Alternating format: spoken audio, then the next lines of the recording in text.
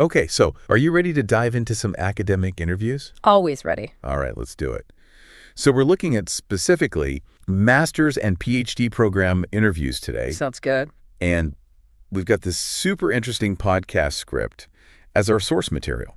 Okay. And it's designed to help non-native English speakers prepare for these interviews. But honestly, like even as a native English speaker, I'm finding some really great nuggets in here. I bet. So, what's interesting to me is like, it's not just the language stuff that they're focusing on in here. It's like, it almost accidentally reveals like the hidden curriculum of what these interviewers are really looking for. The unspoken expectation. Exactly. Yeah. So it's not just like, can you speak English well enough to survive in this program? It's like, do you understand academia? Right. Like, do you understand the rules of the game? Yeah, totally. Yeah. And like one of the first things that they highlight that I thought was really interesting was just some key vocabulary. Oh, yeah. And like, I remember when I was first starting out. Yeah. Those words just felt so intimidating. Oh, for sure. Like research proposal supervisor methodology. That's like a whole other language. It's a whole other language. And I think they hit the nail on the head in this script when they're like, you have to use this language comfortably. Yeah, you can't sound like you're reading it off a flashcard. Right, exactly. God, just like, it's got to roll off the tongue. Yeah, and I think what they're saying is like, you're signaling to the interviewer. You get it. That you get it. You understand the landscape. Yeah, exactly. You're fluent in academia. So, then they go on to talk about some common interview questions. And like, honestly, some classics. The classics, like, tell me about yourself. Oh my God. Why this program? What are your research interests? Every single time. And I don't know about you, but when I was first starting out, I would just kind of like regurgitate the resume. Regurgitate my resume, like, here are the facts about me. I'm hardworking, I'm dedicated, I'm a team player, blah, blah, blah. But I feel like the script here is really pushing us to go deeper. Oh, absolutely. It's not about just the facts. It's about like, who are you as a researcher? Who are you as a thinker? What's your story? Yes. What makes you tick? And like, give me a concrete example. Okay, so let's say they ask you. Tell me about yourself. Okay. Don't just say, I'm hardworking. Right. Tell them about that time you pulled an all-nighter. Yeah. To analyze data for your undergrad thesis. Yes. You know? Show them. Yeah. Don't tell them. Give them the evidence. Okay, so another example. Okay. They ask you, why this program? Right. And I think this is one where people often fall into the trap of just saying nice things about the program. Oh, it's a great program. Yeah, exactly. It's very prestigious. It's prestigious. It's well-ranked. I would be honored to be here. Yeah. Yeah. What's the deeper level? What you got to do is you got to connect it to yourself. Yeah.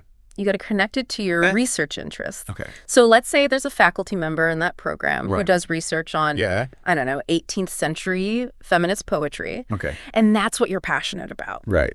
You got to mention that. You got to be like, I read Dr. So-and-so's book and it blew my mind. I have to work with this person. And you know what's funny is sometimes I struggle with that. Yeah. Because I want to be authentic. Right. But I don't want to sound like I'm overselling it. Like you're trying too hard. Yeah, exactly. Yeah, yeah. So how do you... I think the key is, you know, when something genuinely excites you, you can feel it. Yeah. So think about like a recent research study that you read that really got you fired up. Yeah. Why did it excite you? Was it the methodology? Was it the findings? What was it about that study that made you go, wow? Okay. And then when you're talking about your own research interests, weave that in. Okay. And your passion will come through naturally. It'll be genuine. Exactly. Okay, I like that. Yeah. Now, what else we got? There's a SAML interview conversation in this track. Oh, yeah. Let's break that down. Do we break it down? Let's see what's going on. Okay, so let's take a look. And I'm noticing that the you in this example seems to be doing a pretty good job of like highlighting their experience and they're hitting their interest in the program. They're hitting the main points. Right. Yeah. But where could they improve? So one thing I notice is when they're asked about their research interests, they mention like a broad area, but they could be way more specific. Give me an example. Okay, so instead of just saying, I'm interested in renewable energy, which is super broad. Very broad. They could say something like, I'm particularly fascinated by the potential of algae biofuels to revolutionize transportation. Right. So it's like they've done some digging. Yeah, they've done their homework. They know what they're talking about. Yeah, they're connecting it to the press. Yes, they're showing that they understand like the nuances of the field. Okay, yeah, I like that. Yeah. Now, one thing that I noticed in the script is they kind of mention methodology, but they don't really surface level. go deep on it. Yeah. And I'm wondering, even if you're just applying to a master's program, do you need to have like a working knowledge? I think it's helpful because it shows that you're thinking critically about how knowledge is generated. Yeah. So, for example, let's say you're interested in social psychology. Okay. You know, being able to articulate the difference between qualitative research, like in-depth interviews, versus quantitative research, like large-scale surveys. Right. That shows that you're not just interested in the what, you're interested in the how. The how. Yeah. Okay, so to wrap things up, right? What's the biggest takeaway for our listener today? I would say knowing the vocabulary is super important. Yes. But the real magic happens when you understand the deeper purpose behind each question. So it's not just about like giving the right answer. It's about understanding what are they really trying to assess? Okay. Are they trying to assess your critical thinking skills? Yeah. Are they trying to assess your ability to collaborate? Right. What is it that they're really getting at? Yeah. And once you crack that code, then you can tailor your answers to showcase those qualities. So like a game. It's like a mental chess game. Totally. Yeah. Okay, so now I'm going to put you on the spot. Yeah, okay. If you were interviewing someone. What's that one quality that makes you instantly say yes? Oh, that's a good question. Yeah. For me, I think it's that spark of genuine intellectual curiosity. Ooh, I like that. Yeah, someone who's not just going through the motions, but is like genuinely excited to learn, to explore, to contribute to the field. And you know what's so great about that? Yeah. Is you can't fake that. You can't fake it. Yeah. It's got to be real. Yeah, so listener out there. Yes. If you're prepping for these interviews, do your research. Absolutely. Refine your answers. Yes. And let the intellectual curiosity shine through. Let it shine. You got this. Go get them. All right. Thanks for joining me on this deep dive. This was fun. Yeah, I always learn so much from these. All right. We'll catch you next time. See ya. Bye. Wow. All right. Welcome back for another deep dive. And this one is really for you. Oh, yeah. Yeah. Because today we're going to be looking at this guide called Ace Your Research Interview. Ooh, nice. So no matter where you are in your research journey, like whether you're a seasoned pro or just starting out, I think you're going to find something useful in here. Yeah, absolutely. I mean, everybody's got to do these interviews. Exactly. And this guide kind of breaks it down into like 3 main sections. It talks about using advanced vocabulary, handling those really tough interview questions that always seem to come up. Oh, I know those. And then it actually gives you like a sample conversation, like a mock interview that you can kind of see how everything plays out in real time. So it's like putting it all together, putting all the advice together. Exactly. I like that. So I'm really excited to kind of dive into this with you today and see what we can pull out of here that's really going to help our listeners kind of really ace those interviews. Absolutely. You know, when I was first looking at this guide, the thing that really stood out to me was this idea that, they really want you to come across as like a real researcher, not just someone who's like memorized a bunch of answers. It's about really showcasing that deep understanding of the research world. Okay. Yeah, that makes sense. And I see that right away when I look at that section on advanced vocabulary. They use some pretty impressive terms in there like, literature review, interdisciplinary approach. Oh, yeah. Those are some real power words. Yeah, and I think for some of our listeners, those might sound a little intimidating. Like, wait, what does that even mean? Yeah. So just to kind of break it down, like a literature review is basically, it's like that deep dive into all the existing research on a topic, kind of like detective work, but for science. I would like that. Right. And then like the interdisciplinary approach basically means you're drawing on ideas from multiple fields, not just staying in one lane. So how important is it to actually use these terms in an interview? It's super important. Like you said, those are power words. And using them shows that you're not just, someone who's kind of dipping their toes in the water. You're a serious contender. Yeah. Think about it. Wouldn't you be more impressed if someone was like, oh, yeah, my approach was informed by a thorough literature review, ... which helped me identify a gap in their research, versus just like, oh, yeah, I did some reading. Totally. It's like showing, not just telling. Exactly. But I do worry about like sounding like I'm just like name dropping big words, you know? Yeah, totally. And the guide actually talks about that. Yeah. That's why they say it's not about memorizing a glossary, you know? Right. You have to actually practice, like incorporating these terms naturally. You got to make them your own. Gotcha. So practice makes perfect. All right. I get it. Yeah. But what about those tough interview questions you were talking about? Oh, yeah. The guide calls them that. Yeah. They get into things like challenges you've faced, handling criticism, contributions to the program. And I think those are things that can be, I don't know, a little nerve-wracking to talk about. Absolutely. And these are the types of questions that are really designed to go beyond just like the surface level. Yeah. You know, so let's take that challenge question, for instance. Okay. You know, the interviewer isn't just wanting to hear a story about, like a time your experiment failed. Right. They're looking for something more. They want to see how you think critically, how you analyze problems, and how you adapt.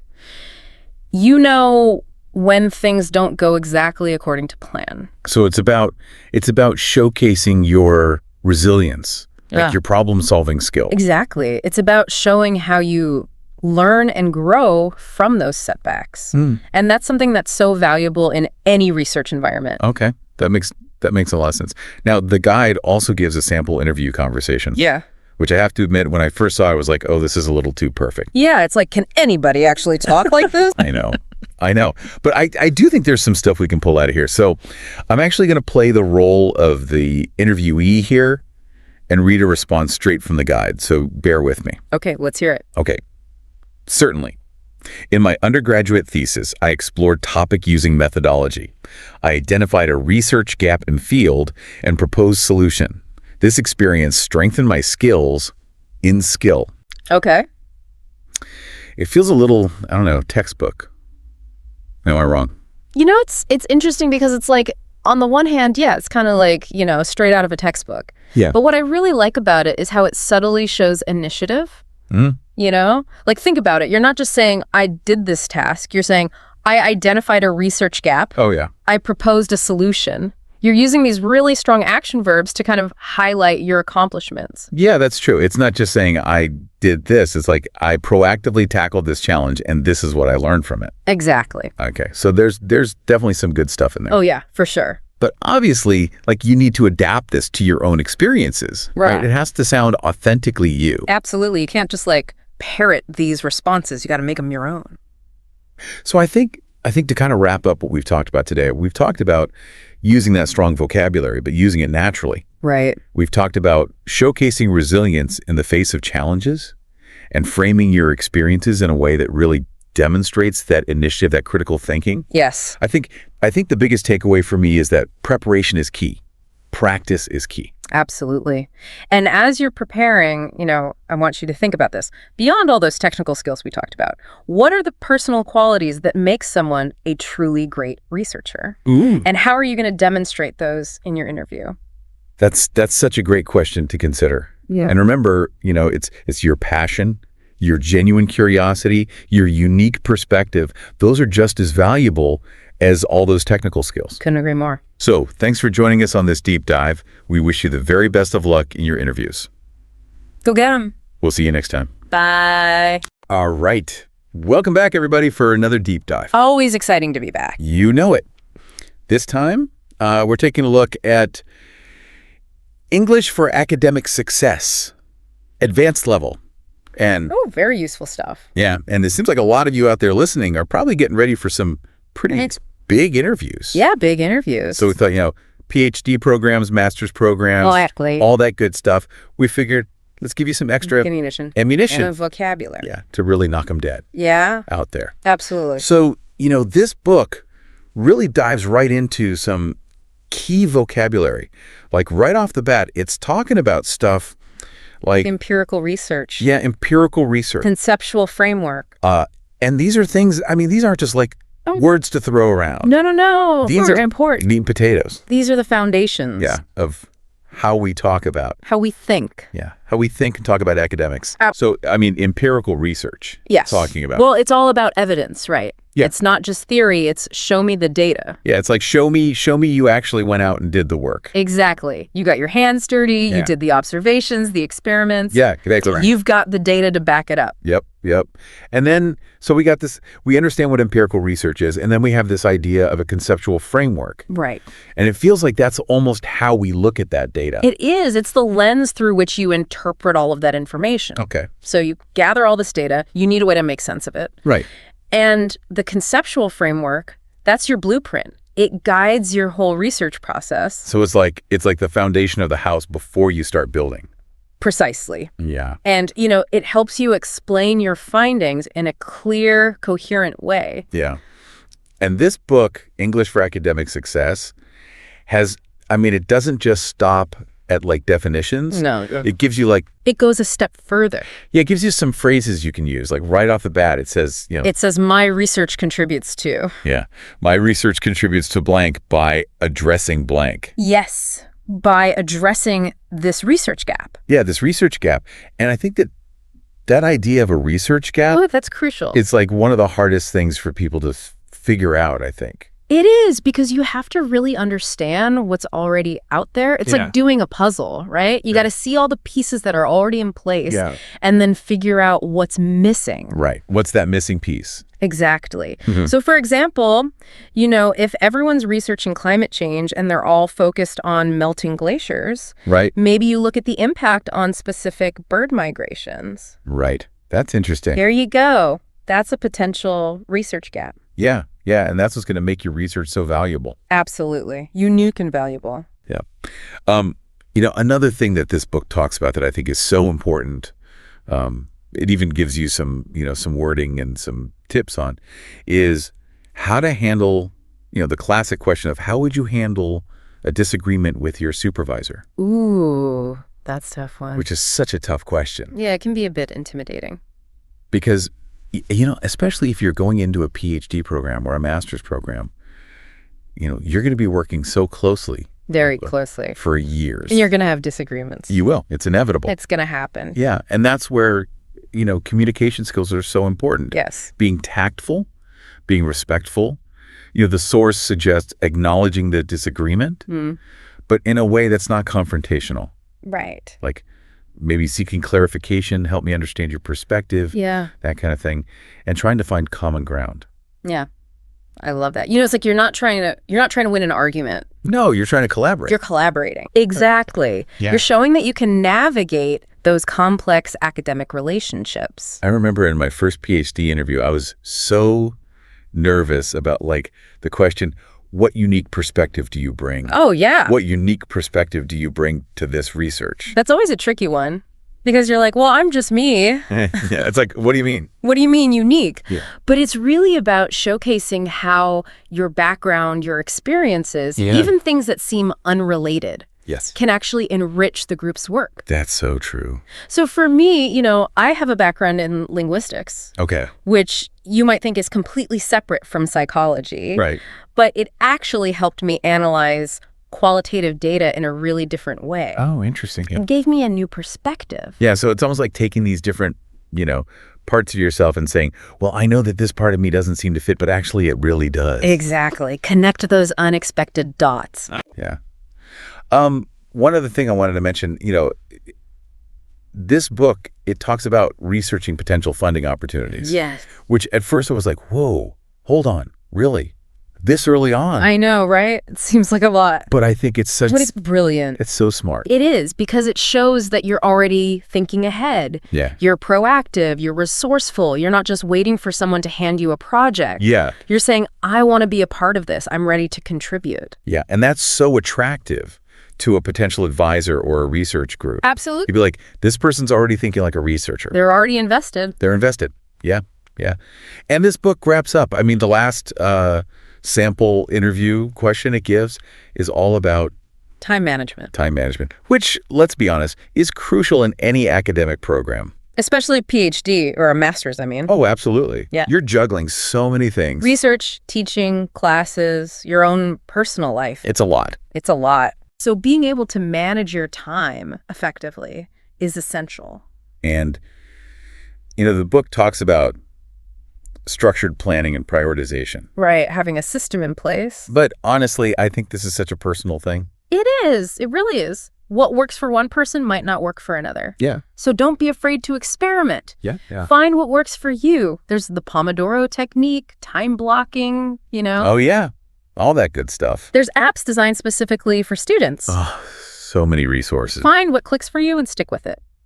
So there you have it. I mean, from, key vocabulary to how to answer tricky questions. Funding opportunity. Even time management. I mean, feeling ready to tackle those interviews. I hope so.